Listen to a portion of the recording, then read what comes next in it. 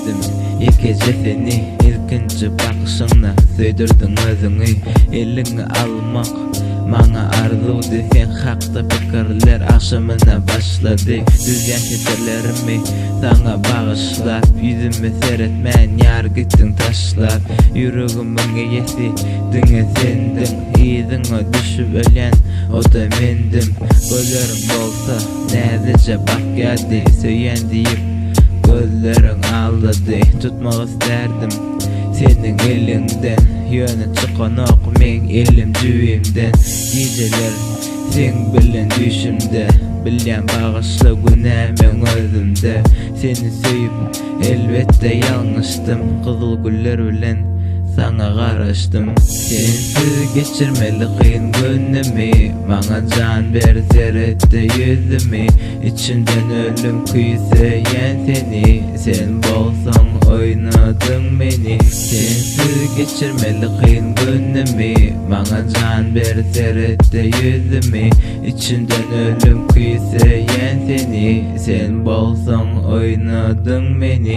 Indi yasin fikir dedin sen, her hile bolsan razıydım men. Savarsızlık bilen düşümde kucaklap, çın dünyada gezin meni oynap.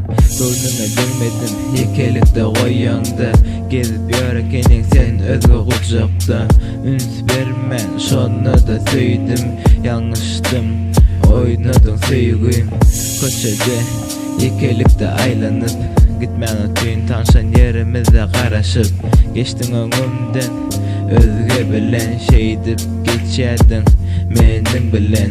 Yine de yazyan ayrılık setlerini, yatın çıkarıp bilemek onun gözünü.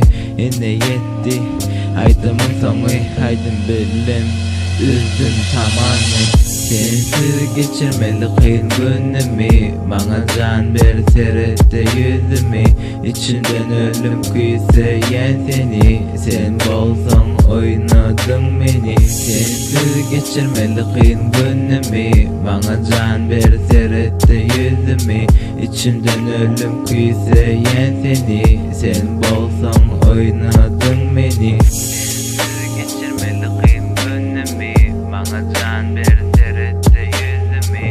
İçimden ölüm kuyusayan seni, sen bolsan oynadın beni. Sensiz geçirmeli kıyın günümü, bana can ver